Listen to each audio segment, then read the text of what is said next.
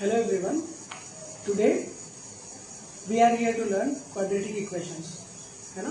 तो सबसे पहले देखेंगे कि quadratic equation दिखता कैसे है और इसकी डेफिनेशन क्या है, और एक एग्जांपल से शुरू करेंगे और फिर बहुत सारी चीज़ें quadratic equation में जो भी रिक्वायर्ड है उन्हें धीरे धीरे करके पढ़ेंगे।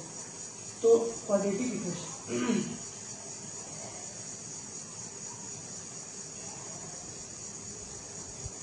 राइट।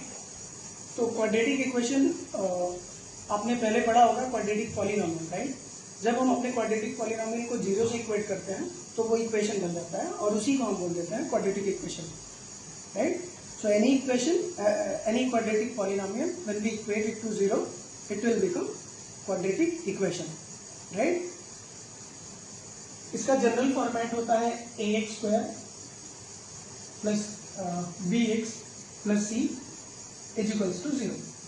इसका जनरल फॉर्मेट होता है ax square plus bx plus c is equals to zero, right. तो क्वाड्रेटिक मतलब डिग्री जो होती है वो 2 होनी चाहिए, राइट। तो यहाँ पे जो x की मैक्सिमम पावर है वो 2 है, तो यहाँ पे इस एक्सप्रेशन की जो डिग्री है वो 2 है, तो इसे क्वाड्रेटिक इक्वेशन बोलेंगे। यहाँ पे a जो है 0 नहीं होना चाहिए, क्योंकि अगर a 0 होगा तो ये क्वाड्रेटिक रहा नहीं, तो ये वाला टर्म खत्म हो जाएगा, राइट। तो ये लीनियर इक्वेशन बन जाएगी। तो हम एक कंडीशन लिख देते हैं साथ में कि a 0 नहीं होना चाहिए, राइट। और a b c कोई भी रियल नंबर हो सकता है, यहां से हम a b c को कोई भी रियल नंबर कंसीडर कर सकते हैं, ठीक है। तो ये मोटा मोटी क्वाड्रेटिक इक्वेशन की डेफिनेशन होती है। एक एग्जांपल लेते हैं, 5x square plus 3x plus 1 is equals to 0, right. तो ये क्वाड्रेटिक इक्वेशन हुआ, क्योंकि इसकी डिग्री 2 है और इसके जो कोएफिशिएंट्स हैं उसमें ये वाला देखो नॉन जीरो है और ये सारे ही रियल नंबर्स के कोएफिशिएंट्स हैं, राइट। तो ये हुआ आपका एक quadratic equation. X square is equals to 0, क्या ये क्वाड्रेटिक इक्वेशन है? तो बिल्कुल यस, क्योंकि आपने यहाँ पे ये नहीं बोला कि बी और सी 0 होने चाहिए या नहीं होने चाहिए, ये कुछ भी हो सकता है, राइट। केवल जो लीडिंग टर्म है इस टर्म को हम बोलते हैं लीडिंग टर्म, राइट। ये लीडिंग टर्म का जो कोएफिशिएंट यानी कि a है ये 0 नहीं होना चाहिए, तो यहाँ पे जो लीडिंग टर्म है उसकी जो कोएफिशिएंट है वो 1 है, राइट। और 1 0 नहीं होती है, correct. This means this is also a quadratic equation, right. अब हम एक रिलेशनशिप इसमें पढ़ते हैं कि जो कोएफिशिएंट होता है और जो रूट्स होते हैं, है ना। रूट्स का मतलब वो वैल्यूज जिन पे ये क्वाड्रेटिक इक्वेशन 0 हो जाए, मतलब वो सारे x की वैल्यूज जो इस क्वाड्रेटिक इक्वेशन को सेटिस्फाई करें, they are known to be the roots of the quadratic equation. एक एग्जांपल से समझते हैं कि रूट्स क्या होते हैं, फिर हम देखेंगे कि रूट्स और कोएफिशिएंट्स में रिलेशन क्या होता है ना। तो सबसे पहले समझते हैं, मान लो मेरा क्वाड्रेटिक इक्वेशन कुछ ऐसा लगता है, p of x is equals to x square minus 2x plus 1, right. ये मेरा क्वाड्रेटिक इक्वेशन है। अब हुआ ये इक्वेशन, पहले ये पॉलिनोमियल था। तो अगर मैं x की वैल्यू 1 ले लूं तो क्या होगा, 1 square minus 2x plus 1, 2 into 1, 1 plus 1 2 minus 2 is equals to 0। कहने का मतलब क्या हुआ, जैसे ही मैंने इसकी वैल्यू x की जगह पे 1 रखी, ये पूरा का पूरा पॉलिनोमियल 0 हो गया, मतलब ये पूरा का पूरा इक्वेशन सेटिस्फाइड हो गया। x is equals to 1 satisfies this equation, हम ऐसा बोलते हैं, राइट। तो हम बोलेंगे कि जो 1 है वो इस इक्वेशन का एक रूट है, राइट। अब क्योंकि इसकी डिग्री 2 है तो इसके पास x की 2 वैल्यूज आएंगी, right, because it's degree is 2, it has always 2 values of x, right. अगर डिग्री 1 है तो वैल्यू 1 होगी, अगर डिग्री 3 है तो वैल्यू 3 आएंगी, अगर डिग्री n है तो n वैल्यूज आएंगी, पर हमें तो यहाँ पे 2 से काम चलाना है, ठीक है। तो क्योंकि क्वाड्रेटिक इक्वेशन की मैक्सिमम डिग्री जो होती है वो 2 होती है, ठीक है। तो हम एक रिलेशन पढ़ेंगे, relation between coefficient and roots of a quadratic equation. एक क्वाड्रेटिक इक्वेशन के कोएफिशिएंट और रूट्स में क्या रिलेशन होता है, राइट। पहले हम देखेंगे, फिर हम डिराइव भी करेंगे कि ये होता कैसे है, और क्या कोई जनरल वे है किसी क्वाड्रेटिक इक्वेशन को सॉल्व करने का, वो भी देखेंगे, यानी कि मेथड ऑफ सॉल्यूशन भी देखेंगे, है ना। तो सबसे पहले ये देख लेते हैं जल्दी से। तो अगर मेरा क्वाड्रेटिक इक्वेशन कोई है ax square plus bx plus c ऐसा, तो इसका जो कोएफिशिएंट है वो a है, b है और c है। यहाँ पे लिख देता हूँ a is non zero, right. तो ऐसी स्थिति में जो रिलेशन हमें होता है, अगर आपके रूट्स अल्फा और बीटा है, इसके दो रूट्स अल्फा और बीटा है, तो हम कहते हैं कि अल्फा प्लस बीटा जो है वो माइनस बी बाई ए है, और अल्फा बीटा वो सी बाई ए है, राइट। ये वाला बी, ये वाला सी, ये वाला ए फ्रॉम हियर, राइट।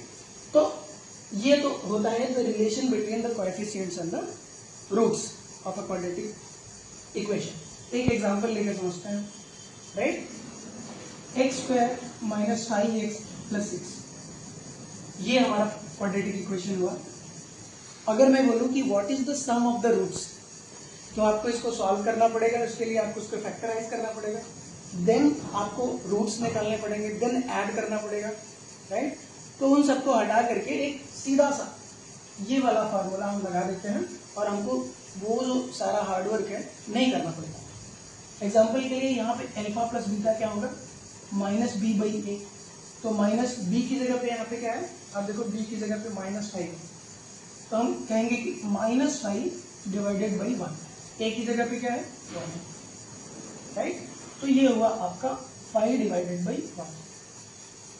तो आपने क्विकली देखा कि मैंने कैसे इसको यूज करके बिना रूट निकाले ही, right, sum of roots calculate कर दिया, करेक्ट। ऐसे ही प्रोडक्ट ऑफ द रूट्स भी हम कैलकुलेट कर सकते हैं इस फॉर्मूले से, राइट।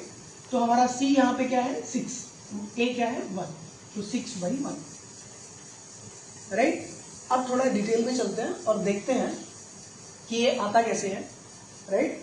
और मेथड ऑफ द सॉल्यूशन क्या होता है, मतलब अगर x की वैल्यू में इस इक्वेशन से निकालना चाहूं तो कैसे निकलेगी, राइट।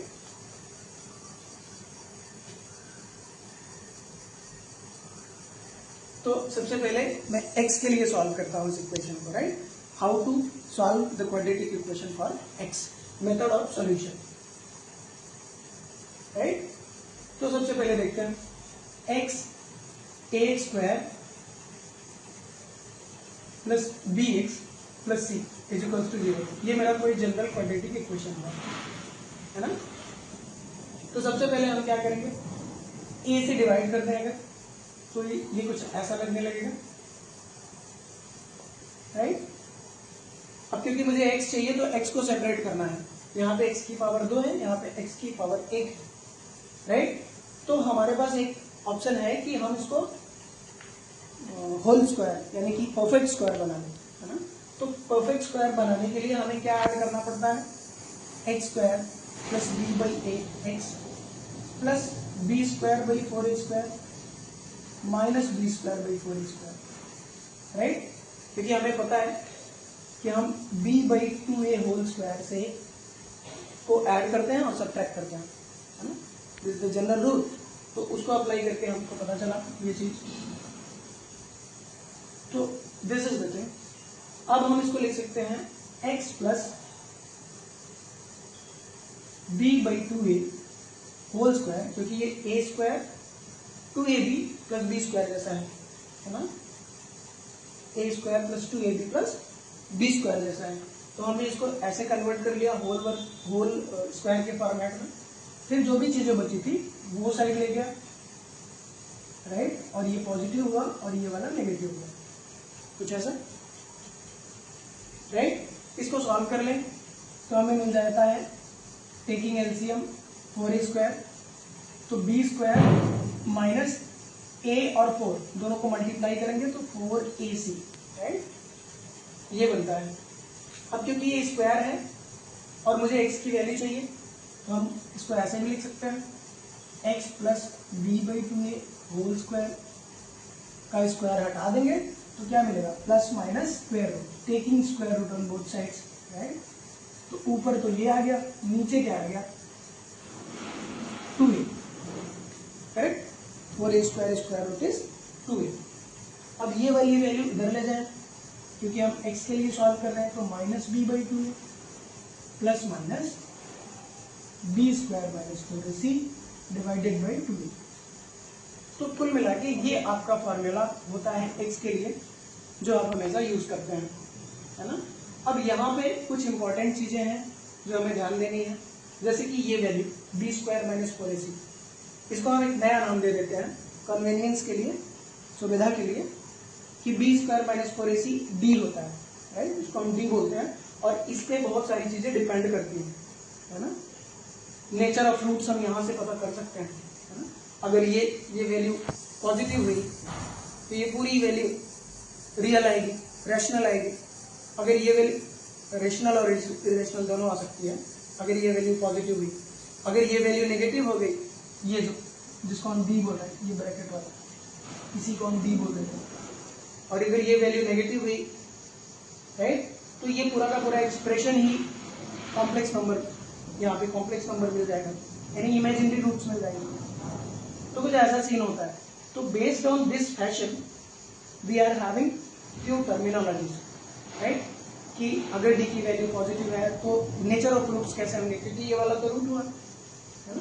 इसके दो रूट्स हैं यहाँ पे, एक तो ये प्लस वाला पूरा एक्सप्रेशन, और इसको माइनस को कंसीडर करेंगे तो एक और मिलेगा, दो रूट्स, है ना। तो जल्दी से देखते हैं कि क्या रूल्स हैं, और सबसे पहले जो भूल गए वो कि कैसे उसको डिराइव करें कि सम ऑफ द रूट्स -b/a होता है और product of the root c/a होता है। तो सबसे पहले उसको देख लेते हैं, फिर ये एक्सप्रेशन याद रखना, इसको लेकर के हम d की value positive pay nature of roots को भी हम देखेंगे, है ना। सबसे पहले देखते हैं उसको।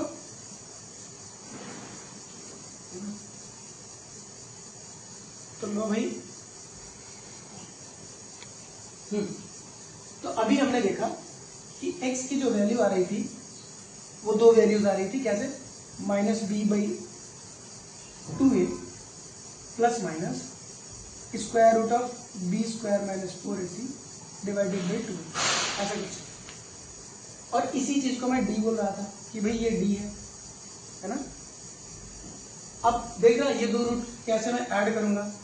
मान लेते हैं एक रूट है आपका x1, जिसको मैं बोल दूं -b/2a प्लस, इसको मैं d से रिप्लेस कर देता हूँ b/2a, और एक रूट x2 हुआ जो ये माइनस कंसीडर करने पे मिल जाएगा, है ना। दोनों ही इक्वेशन को सेटिस्फाई करेंगे, हमारे क्वाड्रेटिक इक्वेशन को, इसको तो d होता है ना, d/2a, ये हुआ। अब दोनों को ऐड करते हैं, इसको मैं बोल दूं अगर अल्फा, इसको मैं बोल दूं अगर बीटा, तो ये कुछ पुराना जैसा लग रहा है। ये आपके दो रूट्स हैं, जनरल रूट्स, आप ऐड करके देखिए, अल्फा प्लस बीटा, है ना। अगर हम अल्फा प्लस बीटा को ऐड करेंगे तो क्या होगा, क्या देख रहे हैं, -b/2a और ये वाला -b/2a, राइट। और ये वाला टर्म और ये वाला टर्म देखिए ध्यान से, b/2a माइनस d/2a, क्या ये कैंसिल हो गया, क्या ये कैंसिल हो गया, right, we can cancel it. तो हमारे पास जो फाइनल चीज बची वो बची -2b डिवाइडेड बाई 2a। तो 2 से 2 कैंसिल हुआ और जो फाइनल आंसर आया वो -b/a ऐसा आया। तो हम कहते हैं कि सम ऑफ द रूट्स -b/a होता है। तो इतनी कैलकुलेशन के बाद हमने सम ऑफ रूट्स को कोएफिशिएंट के टर्म में इजीली एक्सप्रेस कर दिया, राइट। तो ये डायरेक्टली आपको कोएफिशिएंट से मिल सकती है, इसका ये मतलब हुआ। और इसी तरीके से अगर आप अल्फा बीटा को मल्टीप्लाई करेंगे तो सेम चीज c/a निकल के आती है। ऐसे ही आप इसको और इसको मल्टीप्लाई करेंगे, इस तरीके से c/a निकल के आता है ना।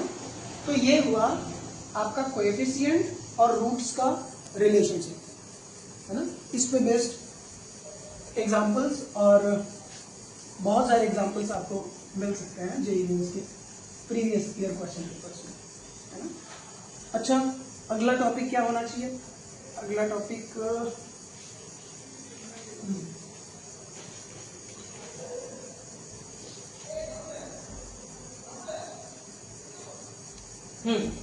तो हम नेचर ऑफ रूट्स की बात करते हैं। अगला टॉपिक क्या है?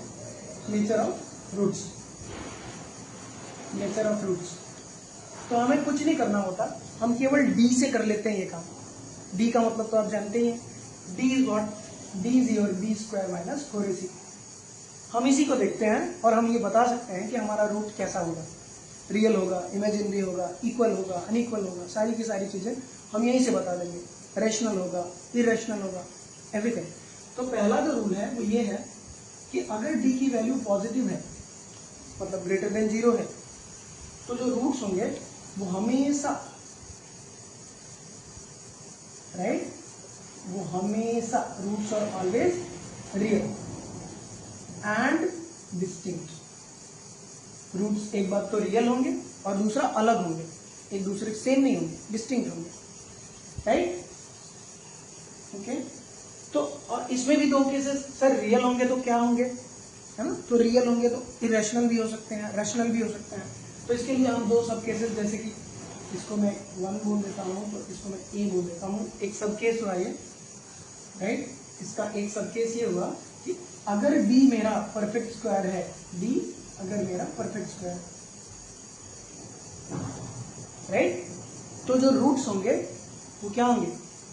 रूट्स रैशनल होंगे। और अगर इसी तरीके से डी हमारा परफेक्ट स्क्वायर नहीं हुआ, नॉट परफेक्ट स्क्वायर, तो हमारे जो रूट्स होंगे वो इरैशनल होंगे, है ना? तो सबसे पहले तो डी 0 है तो वो हमेशा रियल और अलग अलग होगा, और अगर रैशनल है तो हमेशा अलग तो होगा, लेकिन जो है अलग भी होगा और रियल भी होगा, क्योंकि रैशनल्स रियल होते हैं। तो परफेक्ट स्क्वायर होने पे रैशनल की गारंटी भी दे सकते हैं और डिस्टिंक्ट की भी गारंटी दे सकते हैं। यहाँ पे ये चीज बड़ी अमेजिंग है, अगर डी परफेक्ट स्क्वायर नहीं है तो जो रूट्स होंगे ना वो हमेशा कॉन्जुगेट पेयर्स में आएंगे। सर ये क्या होता है? अगर आपका कोई एक रूट इरेशनल हुआ, 1 माइनस रूट 5, ऐसा कुछ एक रूट हुआ, तो अगला रूट निश्चित रूप से 1 प्लस रूट 5 ही आने वाला है हमेशा। तो इस पे बेस्ड बहुत सारे ब्यूटीफुल क्वेश्चंस बनेंगे, अभी मैं करवाऊंगा अभी एक, है ना? तो अगर वो ये बता दे कि उसका एक रूट ऐसा इरेशनल सा है, तो अगला रूट आप अपने आप निकाल सकते हैं, है ना? तो इस तरीके से डी ग्रेटर देन 0 होने पे ये सारे कंक्लूजन हम ड्रॉ कर सकते हैं, राइट। एक एग्जांपल लेते हैं। ओके, तो ये जो चीज है x square minus 3x plus 2, इसको, इसके नेचर, रूट्स के नेचर को हम इससे चेक करते हैं। तो अब देखिए यहाँ पे a की वैल्यू है 1, ये वाली, b की वैल्यू है -3 और c की वैल्यू 2 है, राइट। तो अगर आप d निकालेंगे, d का मतलब क्या हुआ? b स्क्वायर माइनस 4ac, तो क्या आएगा? -3 का स्क्वायर -4 इंटू 1 इंटू 2, यानी कि 9 minus 8 that is 1, which is greater than 0, right. यानी इसका जो भी रूट आएगा वो हमेशा कैसा होगा? रियल होगा, डिस्टिंक्ट होगा। The roots are real and distinct. हमने कंक्लूजन ड्रॉ कर ली, वेरीफाई करके देख लेते हैं फटाफट, है ना? हमें पता है वेरिफिकेशन, हमें पता है x square minus 3x plus 2, इसके जीरोस को कैसे निकालते हैं? तो सब हम factor mid term splitting method से कर सकते हैं इसको। X square minus 2x minus x plus 2 is 0, इसका मतलब क्या हुआ? x minus 2 minus 1 x minus 2 is equals to 0। तो x minus 2 is equals to 0, x minus 1 is equals to 0। तो x की वैल्यू 2 और x की वैल्यू 1, यानी इसके दो रूट्स हमको मिले हैं, 2 और 1, 2 और 1। इसका मतलब क्या हुआ कि रूट्स रैशनल हैं और डिस्टिंक्ट हैं, यानी कि ये वाली क्राइटेरिया फुलफिल हुई, है ना? ऐसे ही हमारे पास दो और क्राइटेरियाज हैं, उनके लिए देखते हैं कि जब d 0 से छोटा हो और d 0 के इक्वल हो, तो जल्दी से उसको भी लिख लेते हैं, है ना? फिर हम आगे वाले टॉपिक को डिस्कस करते हैं, that is transformation of equations, right. तो सबसे पहले इसको देखते हैं। तो दूसरा जो हमारा टॉपिक है कि अगर d लेस देन 0 हुआ तो क्या होगा, राइट। और तीसरा होगा कि अगर d 0 के इक्वल हुआ तो क्या होगा। अगर d लेस देन 0 हुआ तो जो रूट्स वो रियली नहीं होंगे, रूट्स आर इमेजिनरी, और यहाँ भी conjugate, here also roots are conjugate, जैसे कि इरेशनल वाला केस में आते थे। अगर एक पता है तो दूसरा अपने आप पता चल जाएगा। एग्जाम्पल के लिए 1 + i का कॉन्जुगेट, चलो बताओ 1 - i, है ना।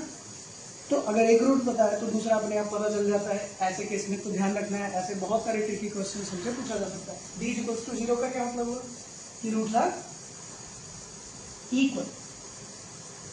पहली बात तो रूट इक्वल होंगे जो भी आएंगे, और दूसरी बात रूट्स आर रियल, है ना, रूट्स रियल होंगे और इक्वल होंगे। तो ये आप एग्जांपल लेकर के समझ सकते हैं। कोई भी परफेक्ट स्क्वायर आप ले लीजिए तो ये वाला केस फुलफिल हो जाएगा, है ना। ऐसे बहुत सारे एग्जांपल्स हैं, आप इसको लेकर के वेरीफाई कर सकते हैं, है ना। अब हम आगे बढ़ते हैं ट्रांसफॉर्मेशन ऑफ इक्वेशंस के बाद, है ना। बड़ा अच्छा सा जेई का कॉन्सेप्ट है, transformation of equations, transformation of an equation, a quadratic equation, right? ये क्या है कि भाई अगर मेरा quadratic equation ax² + bx + c = 0 है ना। अगर मेरा क्वाड्रेटिक इक्वेशन ऐसा कुछ है और इसके दो रूट्स हैं, चलो ये नॉन जीरो, और इसके दो रूट्स हैं अल्फा और बीटा, है ना।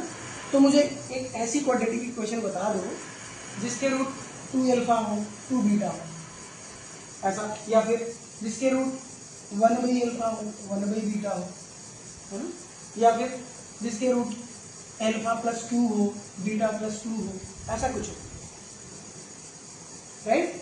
तो आप क्या कर रहे हो, अगर आपकी रूट अल्फा और बीटा है इस क्वाड्रेटिक इक्वेशन के लिए, तो मुझे वो वाला क्वाड्रेटिक इक्वेशन बताओ जिसका रूट 2α और 2 बीटा हो। तो इस तरीके का प्रॉब्लम हम डिस्कस करते हैं ट्रांसफॉर्मेशन ऑफ इक्वेशंस में, है ना। तो देखते हैं इससे डील कैसे करते हैं, है ना। तो सबसे पहले क्या करते हैं इसमें, इसको हम fx बोल देते हैं, है ना।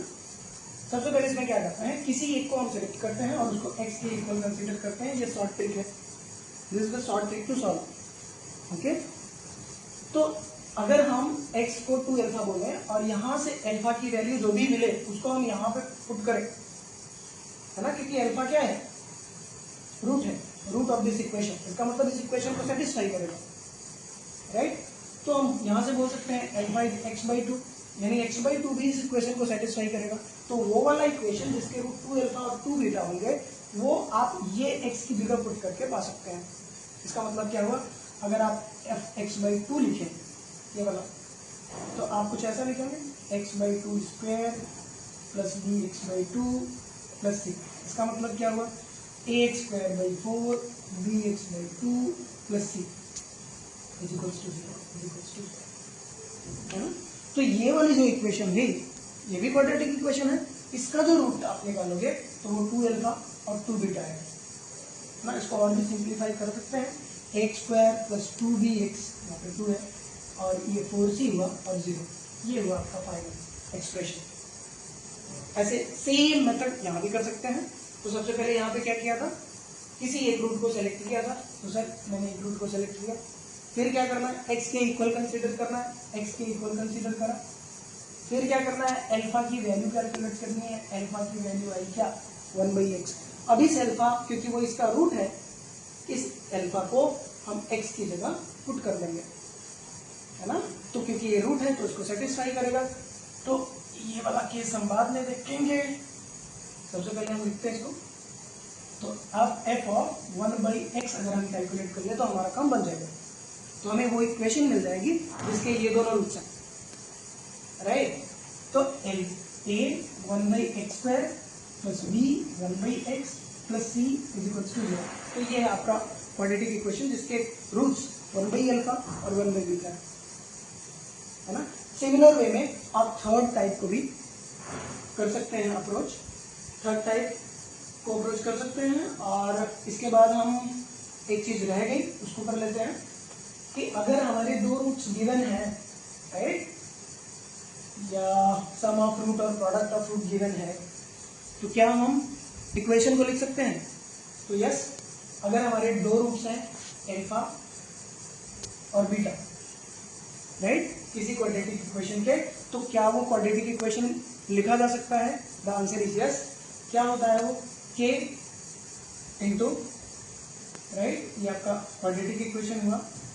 आप लेते हैं x square minus sum of roots x plus product of roots. तो ये जो चीज है, आप किसी भी अगर दो रूट्स गिवन है तो आप उसके बेसिस पे ये इक्वेशन लिख सकते हैं, या फिर आपको सम ऑफ रूट और प्रोडक्ट ऑफ रूट गिवन है तो भी आप अपना क्वाड्रेटिक इक्वेशन निकाल सकते हैं। सर ये आता कैसे है?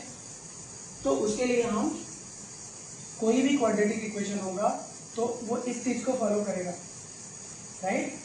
यहां से हम इसको डिवाइड भी कर सकते हैं क्योंकि ये रूट्स हैं, है ना।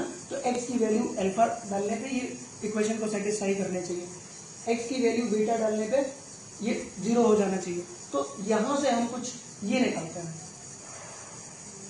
है ना।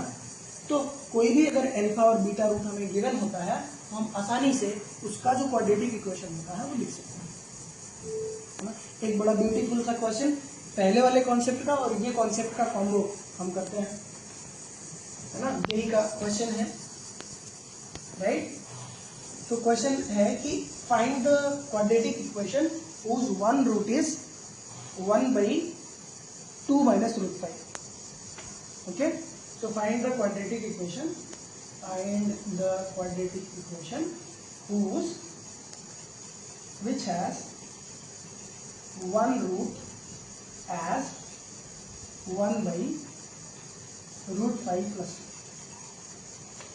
Okay, तो सबसे पहले ये इरेशनल रूट है, इरेशनल है तो फिर से रूल बुक में जाके देखेंगे तो क्या पता चला कि भाई इसका कॉन्जुगेट पेयर भी आएगा, पर ये अभी इसको रैशनलाइज करना पड़ेगा। तो सबसे पहले इसको रैशनलाइज करके देखते हैं कि ये एक्चुअली है क्या, राइट। तो सबसे पहले इसकी वैल्यू को रैशनलाइज करते हैं, √5 + 2, √5 - 2 और यहाँ पे √5 - 2। तो हमें क्या मिला?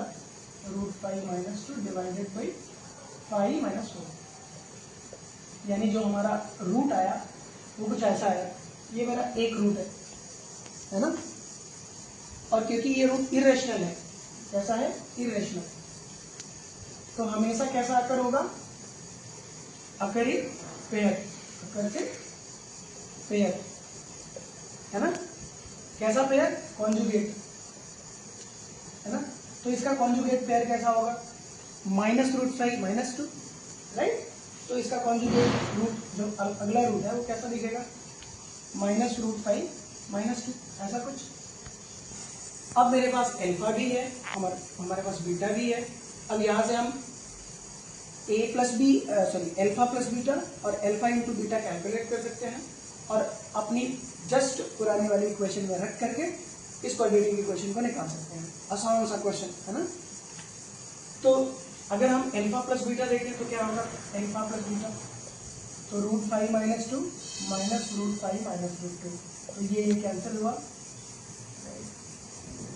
यहाँ पे आया -4। और इसी तरीके से अल्फा बीटा देखेंगे तो क्या होगा? √5 - 2 एंड -√5 - 2, राइट। तो ये हुआ आपका -5 और ये बीच में क्या आया? 2√5 -2√5 + 2√5 जो कि 0 हुआ एंड माइनस प्लस 4, तो ये हुआ -1, है ना। तो हमें अल्फा प्लस बीटा और अल्फा बीटा पता चल गया। तो क्योंकि हमें क्या पता है? हमें फॉर्मूला पता है। सर फॉर्मूला क्या होता है? k × x²। सर ये k क्या है? k कोई भी कांस्टेंट हो सकता है, राइट। तो हमारा जो जनरल फॉर्म होता है वो कैसा होता है कि भाई अगर हमारे पास प्रोडक्ट और सम ऑफ द रूट्स हैं तो हम क्या करते हैं? बस इसी मशीन में इसको रख देते हैं alpha plus beta x plus alpha beta, right. तो सर क्या हुआ? x² minus alpha plus beta क्या है? -4, तो -4 प्लस अल्फा बीटा क्या है सर? -1। अच्छा सर, तो आपका इक्वेशन कैसा लिखेगा? x² + 4x - 1 = 0। हाँ, तो इसको k को हटा भी सकता है, राइट। तो अगला जो हमारा कॉन्सेप्ट है वो कॉमन रूट्स का है। ठीक है, कॉमन रूट्स मतलब हमारे पास दो क्वाड्रेटिक इक्वेशंस दिए होंगे और उनमें कोई एक या दोनों ही रूट कॉमन होगा, क्योंकि क्वाड्रेटिक इक्वेशन के 2 रूट्स होते हैं, राइट। तो दोनों ही इक्वेशन के 2 रूट्स होंगे, है ना। अगर उनमें से एक भी रूट दोनों में हुआ, मतलब एक रूट कॉमन हुआ या दोनों रूट कॉमन हुआ, तो उस पर कुछ कंडीशंस हैं जिसको हमें देखना होता है, और उसकी हेल्प से हमें कुछ प्रॉब्लम्स जो जेईई मेंस में मिलती है वो हम इजीली सॉल्व कर लेते हैं। तो सबसे पहले पढ़ते हैं कॉमन रूट्स का जो क्राइटेरिया है, कॉमन रूट्स। तो अगर मान लो मेरा क्वाड्रेटिक इक्वेशन हुआ a1x² b1x + c = 0 और a2x² + b2x + c2 = 0, राइट। तो अगर इसमें एक रूट कॉमन हुआ तो कंडीशन क्या है, और अगर दोनों रूट कॉमन हुआ तो कंडीशन क्या है। अगर एक रूट कॉमन हुआ या दोनों रूट कॉमन हुआ तो कंडीशन क्या है। तो भाई जब दो रूट कॉमन है तो ये और ये तो आइडेंटिकल हो गई, इसका मतलब इनके जो कोएफिशिएंट के रेशियो हैं वो तो बिल्कुल सेम हो गए। तो पहली कंडीशन ये है C1/C2, राइट। दूसरी कंडीशन क्या है सर, दूसरी कंडीशन थोड़ा मैट्रिसेस से रिलेटेड है। हम यहाँ पे लिख देते हैं दोनों को a1x² b1x + c = 0, ताकि याद करने में आसान हो जाए, राइट। तो हम करते क्या है, सबसे पहले ये वाला ब्रैकेट और ये वाला ब्रैकेट, ये और ये दोनों का क्रॉस मल्टीप्लिकेशन करते हैं। तो a1c2 minus a2c1 whole square, ये इक्वल होता है किसके, इन दोनों के क्रॉस मल्टीप्लिकेशन के इनटू इन दोनों के क्रॉस मल्टीप्लिकेशन के। तो सबसे पहले ये वाला देखते हैं, b1c2 माइनस b2c1 इनटू तीसरा a1b2 minus a2b1 minus b1a2। तो ये जो कंडीशन है ये आपकी होती है जब एक रूट कॉमन हो किन्हीं भी दो क्वाड्रेटिक इक्वेशंस में, है ना। और अगर दोनों ही कॉमन है तो ये वाली होती है। एक एग्जांपल करते हैं और समझते हैं कि ये जरूरी क्यों है ना। तो एक एग्जांपल लेते हैं, राइट। तो हमारा एग्जांपल है ax² if ax² + 2cx + b = 0 and ax² + 2bx + c = 0 have one root common, then find the value of 2a + 4b + 4c = 1. So we have to find a + 4b + 4c. अगर इसका कोई एक root common है तो हम आसानी से अपना गिवन क्राइटेरिया लगा सकते हैं, है ना। सर क्राइटेरिया क्या था, सर ये वाला और ये वाला पहले मल्टीप्लिकेशन, फिर ये वाला, राइट। फिर उसका स्क्वायर करते थे, फिर इन दोनों को क्रॉस मल्टीप्लाई करते थे, फिर इन दोनों को क्रॉस मल्टीप्लाई करते थे। अगर हम उससे करेंगे तो आसानी से इसकी वैल्यू निकल आएंगे। देखेंगे कैसे, मतलब ये क्वेश्चन पूरा फ्रेम्ड है इसी बेस पे, वन कॉमन रूट पे, है ना। तो अगर आप इनको मल्टीप्लाई करेंगे तो AC - AB square equals to, इनको करेंगे तो 2c² - 2b² और फिर इनको करेंगे तो 2ab - 2ac, है ना। अब इनको थोड़ा सा शॉर्ट करते हैं, सिंप्लीफाई करते हैं, है ना। तो यहाँ से a² में निकाल सकता हूँ तो बचेगा क्या, c - b²। यहाँ से मैं 2 निकाल सकता हूँ, c² - b²। यहाँ से मैं 2a निकाल सकता हूँ तो बचेगा b - c, है ना। तो हमें कैंसिल करना होता है, राइट, ताकि ये थोड़ा अच्छा दिखने लगे। अच्छा दिखाने के लिए इसको a² c - b², यहाँ पे देखो c - b² और यहाँ पे c - b है, तो हम इसको c - b में कैसे चेंज करेंगे, c² - b², माइनस भी कॉमन कर लेंगे, राइट। तो ये बन जाएगा c - b, राइट, करेक्ट। तो हुआ क्या, ये चीज और ये चीज तो बराबर है, तो इसका मतलब एक पावर इससे कैंसिल हो सकती है। तो बचा क्या, a² c - b = 2 × 2, तो -4 मिला मुझे, राइट। और यहाँ पे c² - b², इसको मैं लिख सकता हूँ c - b c + b। Sir आप कैसे क्यों लिख रहे हैं, क्योंकि यहाँ पे c - b है और यहाँ भी c - b बना के कैंसिल हो सकता है। तो ये और ये कैंसिल हुआ तो मिला क्या, a² is equals to -4ac -4ab, right. A से ए कैंसिल कर सकते हैं, यहाँ भी ए है, यहाँ भी ए है, यहाँ भी ए है, तो एक पावर तो कैंसिल हो जाएगी ऐसे। तो बचा क्या, a is equals to -4c -4b। इसका मतलब क्या हुआ, a + 4c + 4b 0 है। तो हमने आसानी से इसको सॉल्व कर दिया वन रूट वाली कंडीशन को देख करके। सो इस तरीके के कई सारे प्रॉब्लम्स बन सकते हैं, and this is the idea of common roots. अगला जो कॉन्सेप्ट है वो लोकेशन ऑफ रूट्स का है ना, कि भाई अगर मैं चाहूँ तो क्या मैं अपने दोनों रूट्स के बीच में कोई नंबर घुसा सकता हूँ। अगर मुझे कोई नंबर एंटर करवाना हो, राइट, अपने दोनों रूट्स के अंदर, जैसे अल्फा बीटा मेरा कोई रूट है ना, और इसके अंदर मुझे कोई नंबर चाहिए ना, मैं बोलूँ कि ऐसा कुछ कंडीशन बताओ कि मेरा कोई नंबर k इन दोनों रूट्स के बीच में चला जाए, है ना। तो उसके लिए कंडीशन क्या होती है कि आप a f k <0 बोल दो, है ना। इसको सॉल्व करो और जो भी कंडीशन आए k के लिए वो निकालो, है ना। और ये किसके लिए, एक क्या है सर, a यहाँ से आया ना सर, ax² bx + c = 0, है ना। तो ये वाला a है, ये वाला, और f of k functional value है इस फंक्शन की k, राइट।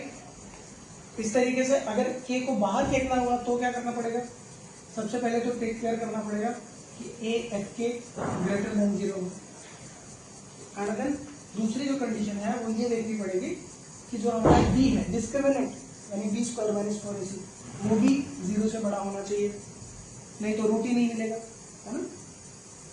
और अगर तीसरा जो हमारे पास इसमें केस होता है वो ये होता है कि अगर आप k को किसी एक डायरेक्शन में फेंकना चाहते हैं, एग्जाम्पल के लिए मान लो आपका क्वाड्रेटिक इक्वेशन ये हुआ, है ना, और आपके जो अल्फा और बीटा हुई वो ये हुए, तो ये वाली जो कंडीशन थी वो यहाँ के लिए थी कि आप अल्फा बीटा के बीच में k को रखना चाहते हैं। बाहर की मतलब बाहर तो दो तरीके से हो सकता है, एक इधर भी हो सकता है, एक इधर भी हो सकता है ना। तो बाहर कैसे हम देखेंगे कि बाहर कैसे हुआ, तो उससे हम देखते हैं वर्टिसेस की हेल्प से। तो इसका जो वर्टेक्स होता है हमें पता है वो -b/2a और d/4a -d/4a होता है ना। तो इसकी हेल्प से हम -b/2a से k को कंपेयर करते हैं, है ना। अगर वो उससे ग्रेटर हुआ, अगर k हमारा इससे ग्रेटर हुआ तो रूट अल्फा बीटा के राइट में लाई करेगा। अगर हमारा जो k नंबर है वो -b/2 से 2a से लेस हुआ तो वो जो नंबर है वो लेफ्ट में लाई करेगा, है ना। उसके लिए हम कंडीशन लिखते हैं a of f k should be greater than 0 and b should be greater than 0, right, and decision made on -b/2a. If it is less than k, then root will lie in the, if it is less than k, यानी कि ये value k से छोटी है तो root right में लाई करेगा, sorry k right में लाई करेगा, राइट। और अगर -b/2a ग्रेटर देन k हुआ तो रूट लेफ्ट में लाई करेगा, करेक्ट।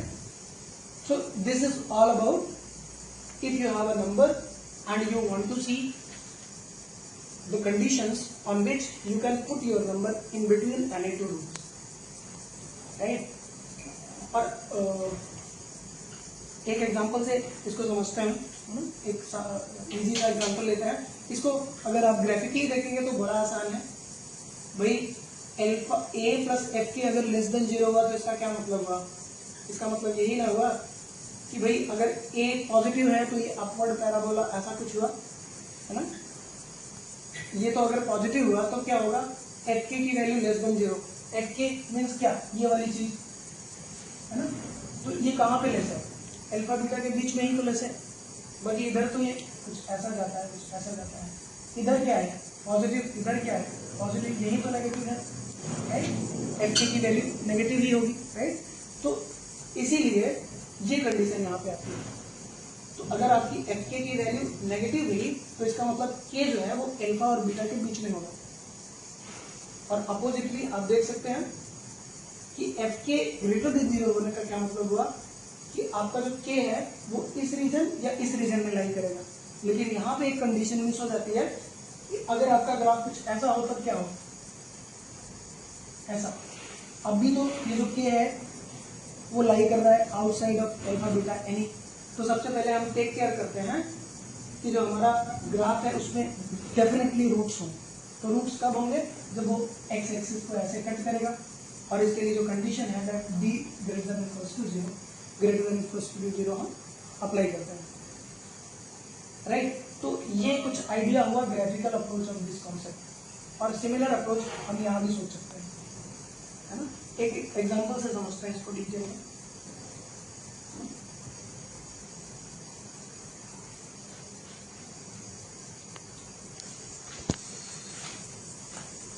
तो हमारे पास एक एग्जांपल है, find the value of t, right, for which such that x square plus 2t minus 1x plus t plus 5 is equals to 0। ए वो बोल रहे हैं has x is equals to 2 line between the roots, right. ये वाला condition कि भाई number दो को अगर आपको भेजना है इनके रूट्स के बीच में तो टी को क्या होना पड़ेगा, ये वैल्यू वो पूछ रहे हैं, ठीक है ना। और सिमिलरली दूसरा क्वेश्चन पार्ट बी है, अगर 5 को x इज इक्वल्स टू 5 को आपको आउट ऑफ रूट्स भेजना है, राइट। यानी अगर आपको if your x is equals to 5 lies outside of alpha beta इस इंटरवल के, तो क्या कंडीशन होगी t पे, वो बताना है, ये क्वेश्चन है। तो हमें पता है सिंपली हमको 2 को बाहर अंदर की तरफ लाना है, तो हम क्या करेंगे a f of 2, right. k की वैल्यू क्या है यहाँ पे 2 है, मुझे 2 को अंदर लाना है, तो a f of 2 हम कैलकुलेट करेंगे। सर a क्या है यहाँ पे, a 1 है, तो सर बचा क्या 1 इंटू एफ ऑफ 2, यानी एफ ऑफ 2 को बस 2 से छोटा कर दो। इसका मतलब क्या हुआ, एफ ऑफ 2 अगर आप लिखेंगे तो 4 plus 2 into T minus 1 into 2 plus T plus 5 it should be less than 0। इसका मतलब क्या हुआ कि 5 and 4 9, right, and 2t minus 2 into 2, right, plus t plus 9 less than 0। इसका मतलब क्या हुआ 4t minus 4 plus t plus 9 less than 0। और इसका मतलब हुआ कि 5t प्लस 5 लेस देन 0। इसका मतलब हुआ t लेस देन माइनस 5/5। इसका मतलब जब t को हम -1 से लेस लेंगे तब ऐसा कुछ होगा। अब सर दूसरा क्वेश्चन ये है कि आपको 5 को बाहर फेंकना है ना, तो बाहर फेंकने वाली कंडीशन लगाते हैं, right. x is equals to 5 lies outside the roots, तो x इज इक्वल्स टू 5 ये है, उसको बाहर फेंकना है, right, lies outside of the roots. तो उसके लिए कंडीशन क्या थी सर कि जो हमारा a एट 5 होना चाहिए वो ग्रेटर देन 0 होना चाहिए, साथ ही साथ b ग्रेटर देन 0 होना चाहिए। तो दोनों करके देखते हैं। तो सबसे पहले ये देखते हैं a की वैल्यू 8 है, 5 की वैल्यू ही 25 प्लस 2t माइनस ये तो 10 हो गया, right, plus t plus 5 greater than 0। इसका मतलब 25 plus 10t minus 10 plus t plus 5 greater than 0। इसका मतलब क्या हुआ 11t 25 और 5 30 में से 10 निकला तो 20 ग्रेटर देन 0। इसका मतलब t ग्रेटर होना चाहिए 20/11 से। और ऐसा यहाँ भी करेंगे तो ये क्या है b स्क्वायर माइनस 4ac ही तो है, b स्क्वायर माइनस 4ac है, तो b स्क्वायर b क्या है 2 t माइनस 1, तो 2 square T minus one square minus 4 into 8 1 हुआ और सी हुआ आपका टी प्लस 5, ये ग्रेटर देन 0 होना चाहिए। इसका मतलब क्या हुआ कि 4 T square plus 1 minus 2t minus 4 into T plus 5, ये ग्रेटर देन 0 होना चाहिए। मतलब क्या हुआ इसका 4t square plus 4 minus 8t minus 4t plus 20, ये ग्रेटर देन 0 होना चाहिए। इसका मतलब क्या हुआ 4t square 8t 4t 12t and plus 4 plus 24, ये ग्रेटर देन 0 होना चाहिए। 4 को कॉमन कर सकते हैं, ये बचेगा क्या हमारे पास t square minus 3t plus 6 greater than 0, ये बचा, राइट। अब इनका इस यहाँ से टी की वैल्यू और यहाँ से टी की वैल्यू, टी की लिमिट्स को हम देखेंगे और दोनों का इंटरसेक्शन लेंगे। वो जो इंटरसेक्शन में टी की वैल्यू आएगी ना, उस टी की वैल्यू पे x इक्वल्स टू 5 हमेशा रूट के बाहर लाई करेगा, कुछ ऐसा कॉन्सेप्ट है, राइट।